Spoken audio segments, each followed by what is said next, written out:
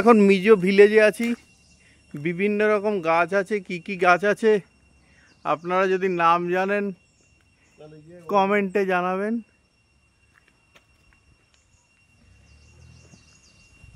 এই সামনে মিজো ভিলেজ, সুন্দর সাজানো গোছানো একটি ভিলেজ।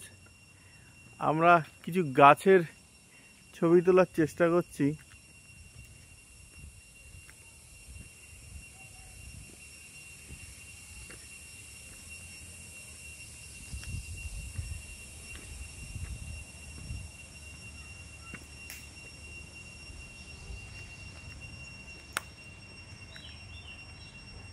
বন্ধুরা এই ভিলেজটা দেখুন, চাপচার কাট এবং ইমানলেই মিজো নান এন্টিনা নাম, এবং একজন এই যে জোখা ফালকাও জায়গায় এই চিফ মিনিস্টার উদ্বোধন করেছিলেন, লালবেনচিঙ্গা এমএলএ।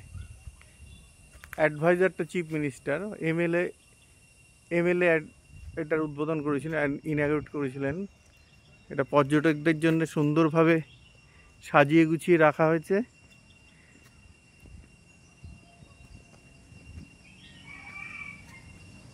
এখানে সম্ভবত কেউ থাকে না, কিন্তু মিজো হাটগুলো এরকমই হয়। এই একটা আমরা ঢুকে দেখাচ্ছি,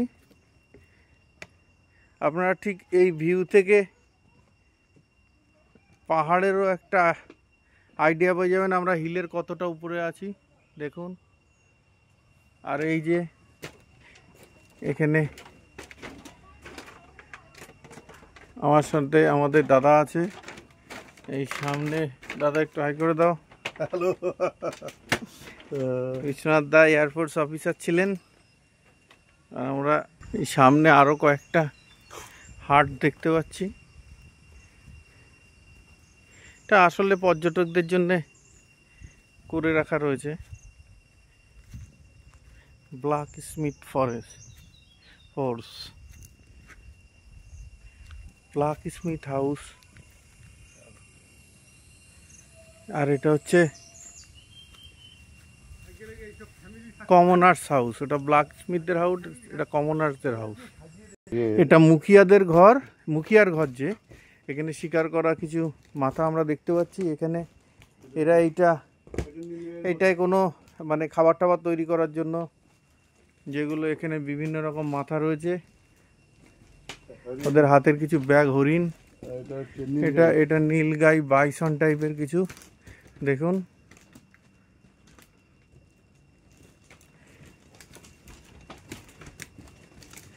এখানে বেশ বড় একটা জায়গা।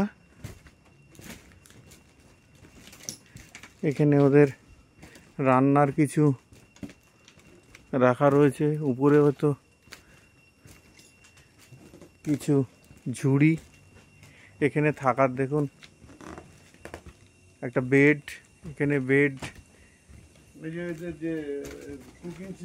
হ্যাঁ, এদের ঘরের দেখুন কাঠগুলো কিভাবে ঘরটা তৈরি হতো।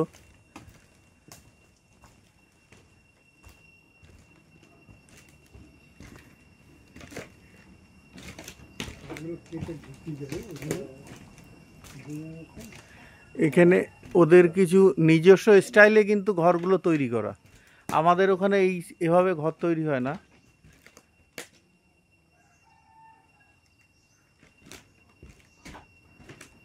এখানে আবার বেরোনোর একটা জায়গা, মানে এটা একটা ব্যালকনি টাইপের দেখা যাচ্ছে।